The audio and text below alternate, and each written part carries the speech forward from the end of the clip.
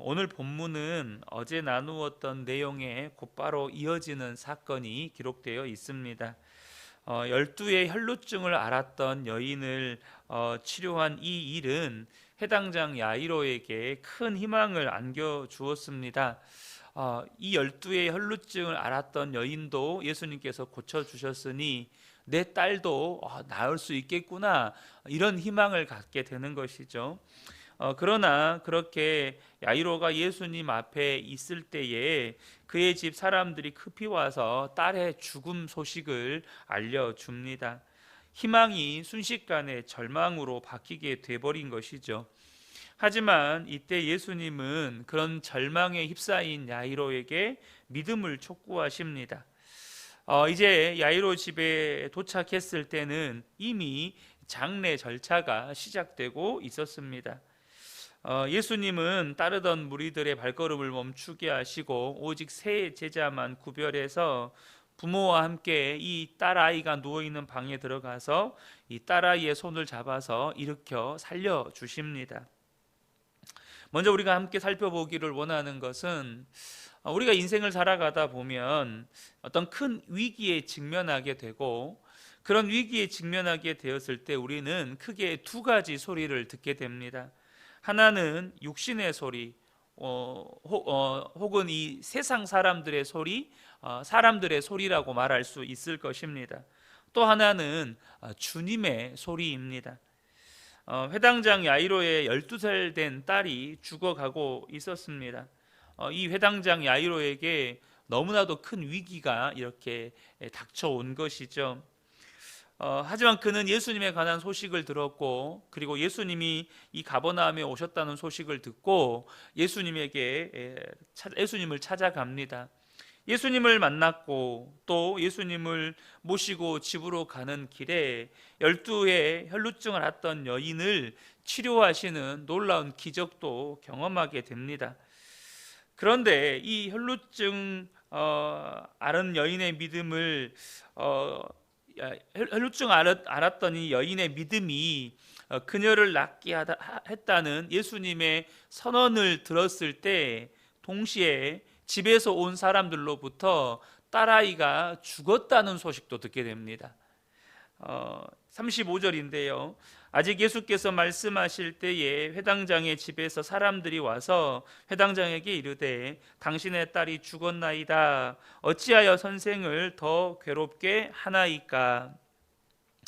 지금 예수님께서 혈루증 앓은 여인에게 딸아, 네 믿음이 너를 구원하였으니 평안히 가라, 이 말씀을 들었어요. 그러니까 네 믿음이 너를 구원하였다라는 그 말씀을 들었을 때는 순식간에 희망으로 가득 찼겠죠. 그런데 집에서 온 사람들이 당신의 딸이 죽었습니다. 그런데 거기 그 소식만 전해준 게 아니라 거기에 덧붙여서 이런 말을 합니다. 어찌하여 선생을 더 괴롭게 하나이까? 이런 말을 해요. 그러니까 지금 이게 무슨 말이냐면 더 이상 예수님 힘들게 하지 말라는 것입니다. 딸은 이미 죽었으니 예수님을 번거롭게 집까지 모시고 와서 그 선생님을 괴롭고 힘들게 하지 말아라 라고 이렇게 딸의 죽음에 대한 이 야이로가 더 이상 예수님을 집으로 모시고 오는 번거로운 선택을 하지 말 것을 이렇게 권하고 있다는 것이죠.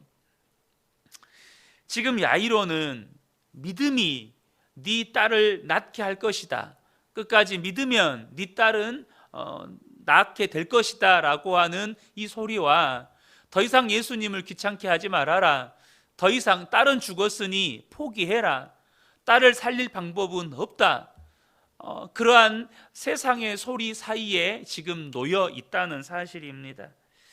그런데 그때 예수님께서 야이로에게 이런 말씀을 해주십니다. 예수께서 그 하는 말을 곁에서 들으시고 회당장에게 이르시되 두려워하지 말고 믿기만 하라. 예수님의 말씀은 뭐냐면 두려워하지 말고 믿기만 하라는 거예요. 이것은 야이로를 향한 말씀일 뿐만 아니라 어떤 문제나 어려운 처지와 형편에 놓여 있는 저와 여러분을 향한 예수님의 촉구이기도 합니다. 중요한 사실은 선택은 내가 하는 것입니다. 주님이 선택해서 우리에게 주지 않으십니다. 선택은 나에게 주어져 있다는 거예요. 야이로는 지금 어떤 소리를 선택해야 합니까? 혈루증 앓았던 여인을 고치신 예수님이 죽어버린 딸을 살리실 것이라고 바보처럼 믿어야 하는 것입니까? 아니면 더는 예수님을 괴롭게 할 필요가 없다는 상식적이고 이성적이고 합리적인 판단을 따라야 합니까? 여러분, 죽은 딸을 예수님이 살리실 거라고 믿는 건 세상 사람들이 볼 때 참으로 어리석은 선택입니다. 죽었으니 이미 포기해라. 죽었으니 더 이상 어떤 시도도 하지 말아라 하는 이 말은 굉장히 이성적이고 합리적으로 보입니다. 여기서 우리에게 알려주는 한 가지 사실은 믿음과 이성이 충돌할 때가 있다는 것입니다. 믿음과 이성이 항상 충돌하는 건 아닙니다. 그러나 우리가 어떤 위기에 직면하고 어떤 어려움에 처했을 때 믿음과 이성이 충돌할 때가 여러분 많습니다. 믿음과 상식이 충돌할 때가 있다는 거죠. 그리고 이와 같이 이런 절망의 상황에서는 세상은 그냥 포기하고 타협하고 절망하라고 요구하지만 예수님은 오히려 생명의 주관자이신 하나님의 섭리를 끝까지 신뢰하라고 우리에게 촉구하십니다. 예수님은 믿음을 요구하고 세상은 이성과 합리와 상식을 우리에게 요구한다는 것입니다. 여러분, 저는 우리 근혜교회 모든 성도님들이 믿음과 이성이 충돌할 때 믿음을 선택하는 복된 분들이 되시기를 축복합니다. 포기하고 타협하고 절망하는 소리가 들리고 생명의 주관자이신 하나님을 끝까지 신뢰하라는 소리가 들릴 때 저와 여러분이 끝까지 하나님을 신뢰하는 그런 복된 분들 되시기를 축복합니다. 놀랍게도 오늘 본문의 회당장 야이로는 예수님을 믿고 따르는 편을 선택합니다. 믿음을 선택한다는 사실이에요. 이에 야이로는 예수님과 제자들과 함께 장례식이 시작된 이 집으로 이렇게 오게 됩니다. 예수님을 모시고 오는 거죠. 그리고 딸이 누워있는 방으로 들어가게 됩니다. 야이로의 집에 도착하신 예수님이 이런 말씀을 하셨어요. 야이로의 딸이 죽은 게 아니고 잔다. 그때 이 말을 들은 사람들이 일제히 비웃기 시작합니다. 38절부터 40절 상반절인데요. 회당장의 집에 함께 가사 떠드는 것과 사람들이 울며 심히 통곡함을 보시고 들어가서 그들에게 이르시되 너희가 어찌하여 떠들며 우느냐 이 아이가 죽은 것이 아니라 잔다 하시니 그들이 비웃더라. 지금 예수님이 이 딸아이는 죽은 게 아니고 잔다라고 말씀하시는 그 말씀을 그곳에 믿지 않는 사람들이 비웃었다는 거예요. 여러분, 세상 사람들, 믿음이 없는 사람들은 하나님의 말씀을 비웃습니다. 또한 그런 하나님의 말씀을 선택하고 따라가는 믿음의 사람들을 비웃고 조롱합니다. 왜 그렇습니까? 믿음의 선택은, 그 예수님을 따라가는 선택은 이성적이지 않기 때문입니다. 합리적이지 않기 때문이에요. 그들의 입장에서 보면 너무나도 어리석어 보이기 때문입니다. 그런데 여러분, 그때 우리가 부끄러움을 당할 수도 있고 조롱을 당할 수도 있고 수치를 당할 수도 있습니다. 그러나 여러분 꼭 기억하시면 좋겠습니다. 하늘에 계신 분이 그런 그들을 비웃으신다는 것입니다. 그런 예수님을 비웃고 예수님을 따르는 믿음의 사람들을 비웃는 자들을 향하여서 하나님이 비웃으신다는 거예요.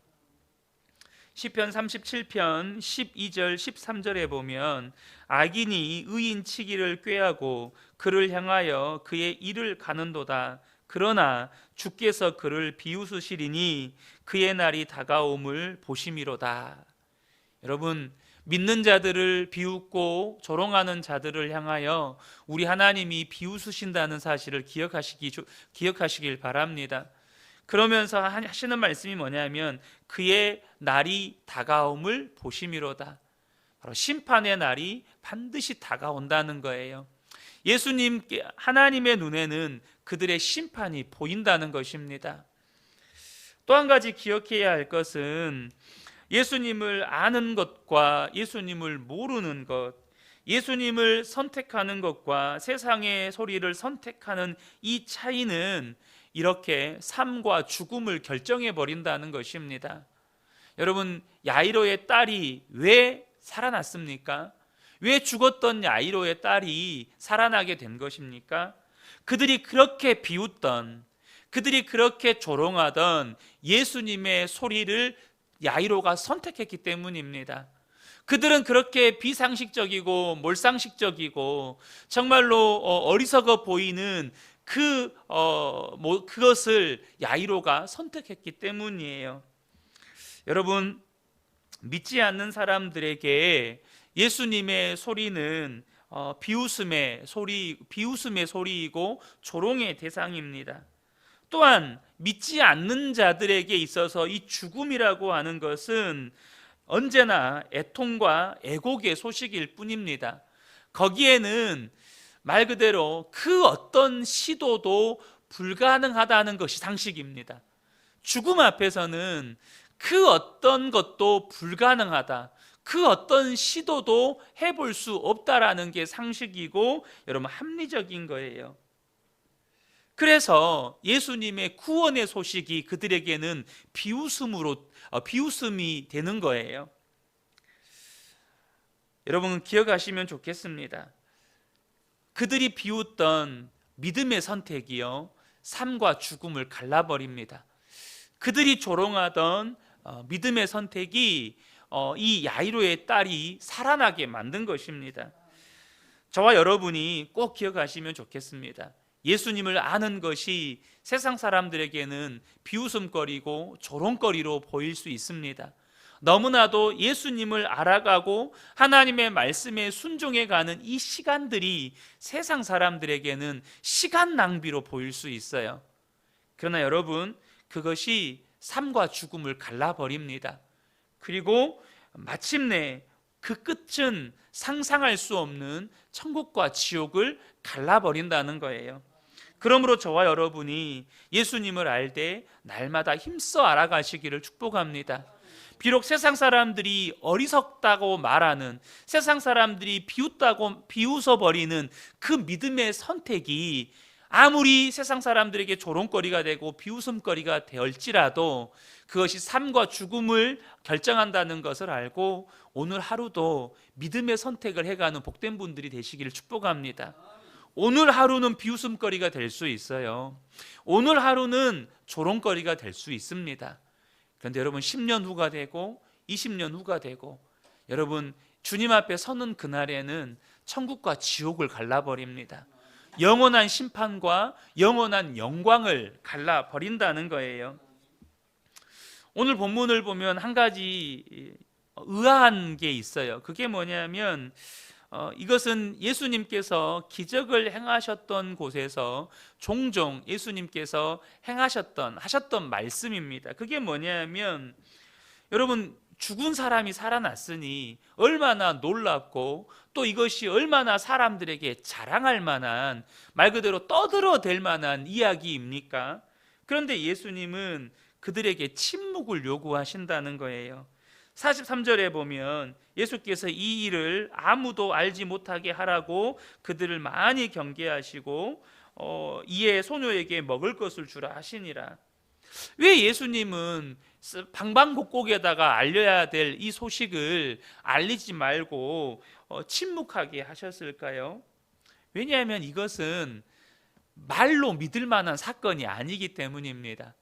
이걸 말한다고 해서 예수님이 죽어있던 내 딸을 손을 잡아서 일으키시니까 살아났다, 달리다고 한마디 하니까 죽은 내 딸이 살아났다라고 말하면 사람들이 믿겠습니까?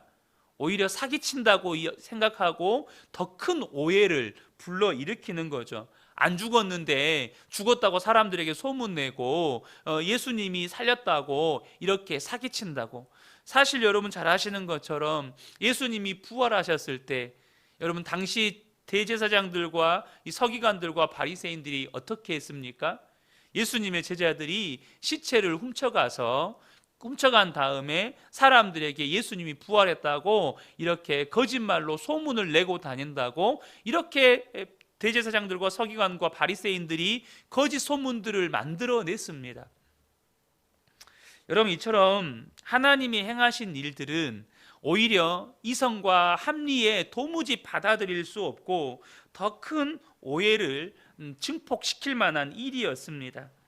그런데 여러분, 지금은요, 그러니까 예수님께서 지금 이 공생의 사역을 하실 이때는 오해를 키울 때가 아니라 하나님의 나라를 확장시킬 때였습니다. 그러니까 이 소식이 사람들의 말에 의해서 오해를 낳으면 예수님이 가시는 곳곳마다 그 오해가 하나님 나라의 확장을 방해한다는 거예요. 그래서 믿는 그 자리에서 그것을 목격한 자들에게만 하나님의 나라를 허락하셨던 것입니다. 여러분, 하나님의 일은요, 하나님의 때를 따라 이루어집니다. 하나님의 이것이 좋은 게 무조건 모든 사람들에게 알려진다고 해서 최선의 결과를 가져오는 게 아니었다는 거예요. 오히려 제자들에게 성령이 임하고 그 제자들에 의해서 하나님의 나라는 급속도로 확장되기 시작합니다. 사랑하는 성도 여러분, 모든 좋은 것이 좋은 때를 만나야 하나님의 역사가 강력하게 일어나는 것입니다. 저와 여러분이 하나님의 때를 분별할 줄 아는 지혜가 있으시기를 축복합니다. 예수님은 도리어 이 좋은 소식도 오히려 그 가족들, 그것을 목격한 사람들에게만 있게 하게 하시고 오히려 침묵하게 하셨습니다. 그리고 오히려 이 놀라운 하나님의 역사는 제자들이 성령이 임하여서 강력하게 심지어 모든 민족들에게 확장되어 갔던 것이죠. 저는 날마다 우리 근혜교회 성도님들이 하나님의 때를 따라 하나님의 역사를 경험하게 되어지는 복된 분들 되시기를 예수님의 이름으로 축복합니다. 우리 기도하겠습니다.